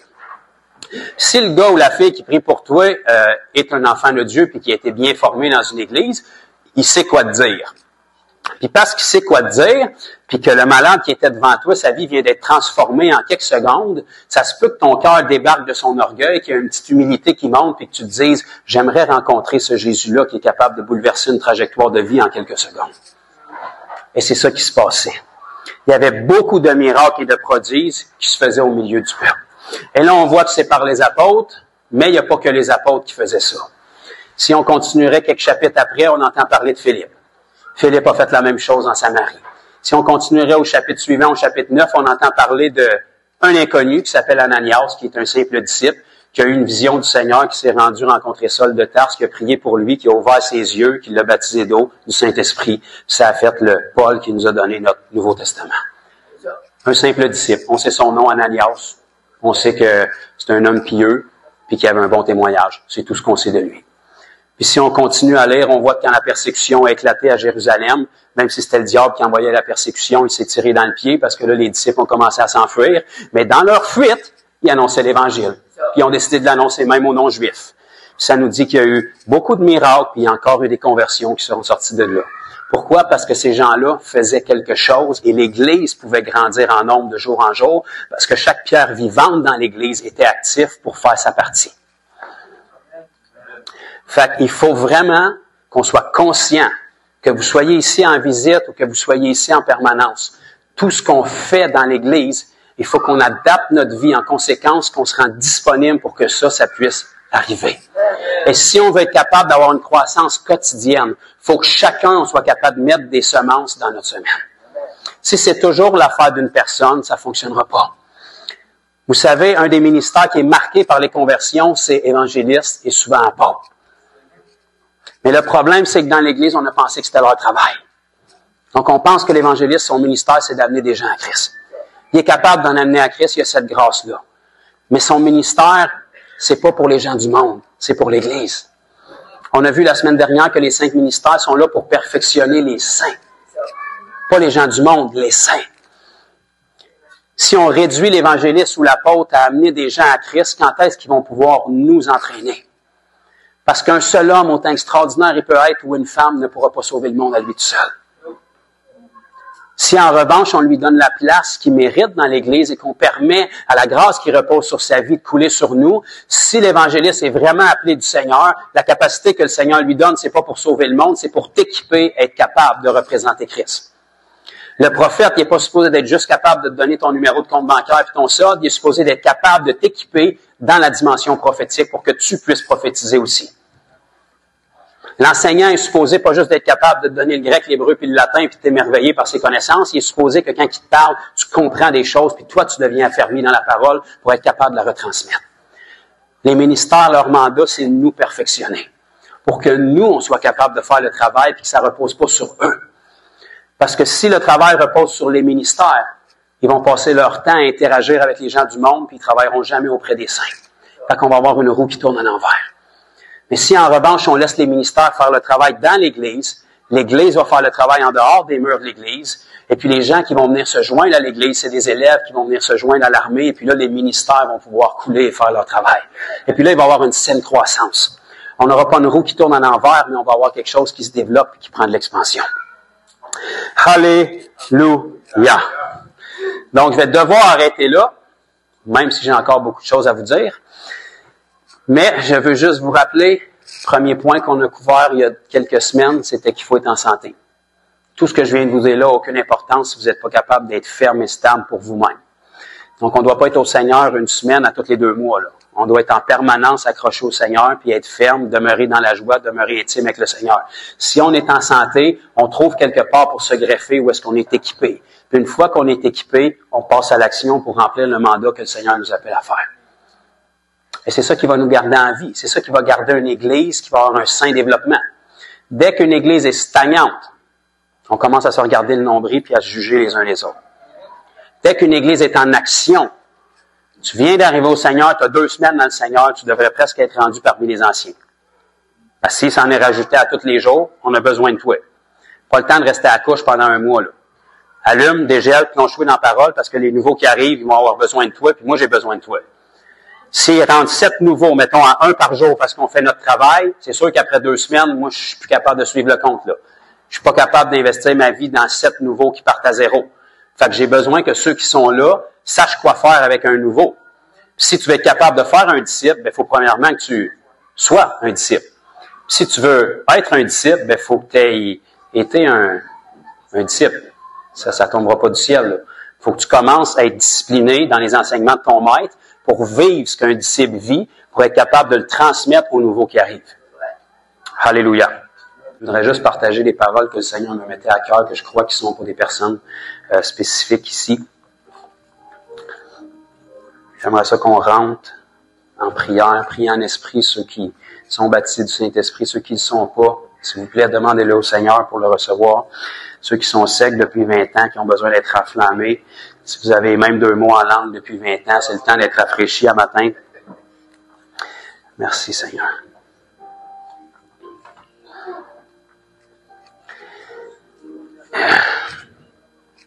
Exceptionnellement, pour un cas spécifique qui n'est pas un appel au salut, je voudrais que vous fermiez vos yeux. J'ai ressenti dans mon esprit qu'il y avait une personne qui allait être ici ce matin. Je ne veux pas mettre personne dans l'humiliation. Là. J'ai ressenti qu'il y avait une personne qui allait être ici ce matin qui traverse un gros problème financier en ce moment. Vous n'êtes pas une personne qui a des troubles financiers ou qui a une situation critique habituellement, mais là, il y a quelque chose qui s'est passé. Peut-être un montant qui aurait dû rentrer, qui n'est pas rentré, ou une dette qui vous est arrivée dessus. Il y a quelque chose où est-ce que vous avez crié au Seigneur, puis il y a une petite panique qui s'est emparée de vous parce qu'il y a une situation financière qui est là. Et je veux pas, comme j'ai dit, mettre personne sur le spot. Fait que je vous demanderais juste de garder vos yeux fermés pour ça. Et j'aimerais que cette personne-là, si c'est toi, si tu te reconnais, que tu puisses me le montrer pour que je puisse prier avec toi. Si le Seigneur révèle ces choses-là, c'est parce qu'il va intervenir dans ta situation.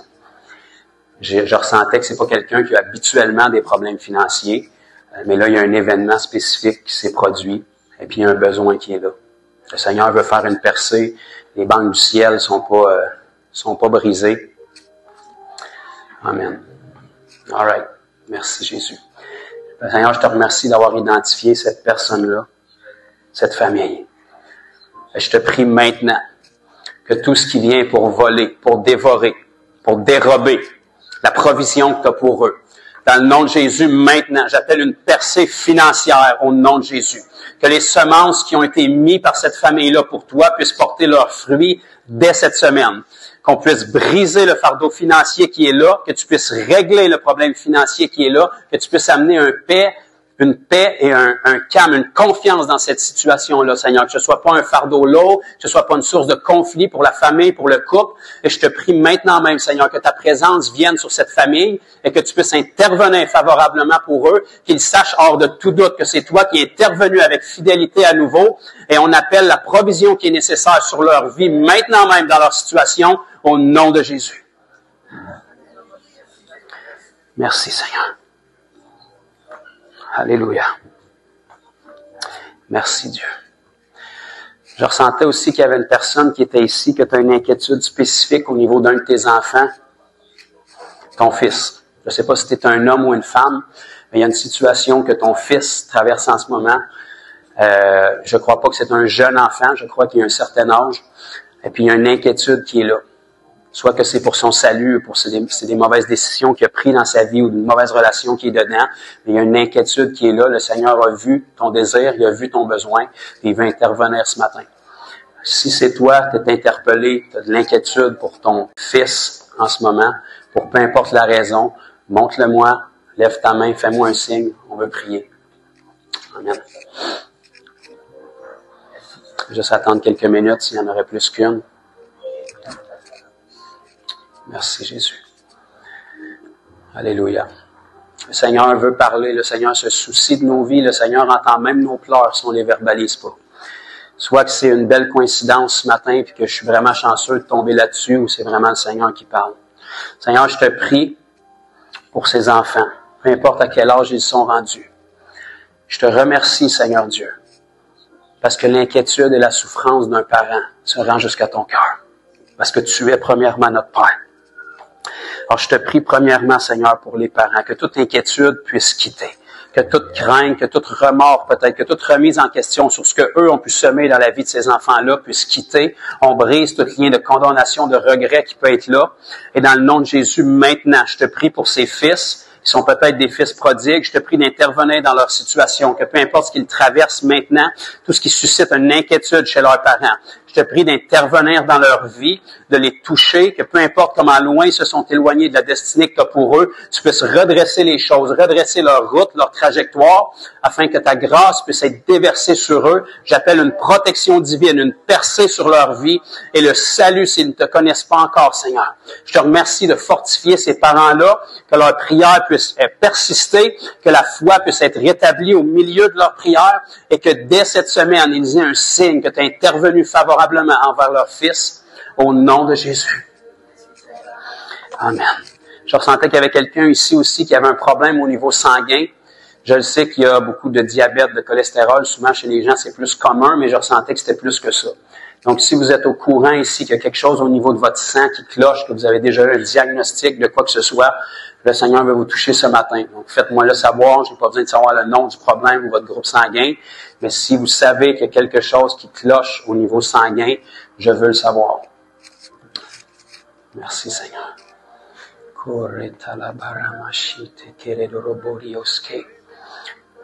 Je ressentais qu'il y avait une personne aussi, je ne sais pas si c'est la même, qui a des troubles, soit dans le passé ou en ce moment au niveau de son cœur. Il y a quelque chose comme de l'hypertension qui est là, trop haute pression, des battements qui sont pas corrects. Si c'est vous aujourd'hui qu'il y a quelque chose qui cloche avec votre cœur, je veux le savoir. Montrez-le-moi, je veux prier avec vous. Peut-être qu'il y a eu quelque chose dans le passé, puis que ça s'est restauré aujourd'hui, mais OK, amen. Je vais patienter encore. Soyez pas gênés, soyez pas timides, même s'il y a eu quelque chose dans le passé, puis aujourd'hui vous êtes bien, le Seigneur veut s'assurer que ça demeure comme ça. OK, il y a 2 sœurs. Seigneur, je te prie pour les cœurs physiques de ces sœurs-là. Au nom de Jésus, je viens contre tout ce qui s'attaque à eux, toute émotion malsaine qui peut peut-être générer des problèmes au niveau cardiaque. Je brise ces choses-là sur leur vie maintenant. J'appelle une restauration, que tout problème de tension, tout battement qui est inégal soit rétabli maintenant au nom de Jésus. Je commande au cœur de reprendre leur plein fonctionnement à la perfection. J'appelle une restauration et que toute inquiétude qui peut être rattachée à ça, tout stress, toute crainte soit brisée au nom de Jésus. Toute anxiété qui a suscité ces problèmes-là, tout choc qui a pu être vécu, qui a amené le cœur à être affecté, je brise ces choses-là. J'appelle une restauration sur la paix qui leur a été volée dans leur vie, maintenant même, dans le nom de Jésus. Merci, Seigneur. Alléluia. Amen. Merci, Seigneur. Il y a une personne ici, je ne sais pas ça fait combien de temps que vous êtes au Seigneur, mais il y a vraiment comme un abattement qui est sur vous. On dirait qu'aussitôt que vous vous relevez, vous êtes abattu une journée ou 2 après. Vous le savez pourquoi vous devriez être heureux en Christ, mais on dirait que la joie vient pas. Il y a vraiment quelque chose qui vient tout le temps vous alourdir. Vous avez toujours un problème pour chaque solution. Il n'y a jamais de positivisme qui est là. Il y a vraiment quelque chose qui s'est abattu sur vous. Je vous demanderai pas de vous manifester ce matin parce que je veux pas mettre personne sur le spot. Mais le Seigneur veut dégager ça de vous. Dans le nom de Jésus, maintenant, tout esprit d'abattement, de lourdeur qui vient sur mes frères, mes sœurs qui peuvent être ici, qui bloque, qui étouffe leur joie, qui étouffe la destinée qu'ils ont, qui vient même troubler leurs pensées. Quand ça vient sur vous, vos pensées viennent comme troubler. Vous avez de la misère à focusser sur les bonnes choses. Dans le nom de Jésus, tout esprit qui t'oppresse, je te commande maintenant, quitte les pensées. Je brise ton pouvoir sur mon frère, sur ma sœur qui est ici, que tout ce qui t'a donné un accès dans leur vie, que tout ce qui est attaché même au niveau familial soit brisé maintenant. J'appelle que leurs pensées soient claires et qu'il n'y ait plus aucun esprit de lourdeur, d'abattement, de découragement, de dépression qui viennent sur vous. J'appelle une liberté maintenant même dans vos pensées au nom de Jésus.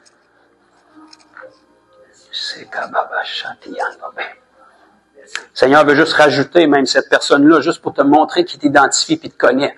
Tu te sens coupable même d'être comme ça envers tes enfants. Tu te sens coupable que tes enfants te voient découragé, te voient abattu. Il y a une culpabilité qui revient. Tu te dis, je devrais être un meilleur modèle que ça. Je veux pas affecter leur vie. Le Seigneur brise ça sur ta vie aussi. Laisse le Seigneur être le Seigneur. Au nom de Jésus. Merci Dieu. Amen. Alléluia. Amen. Donc, si vous avez besoin de prières plus spécifiques, on n'a pas besoin de tout nommer.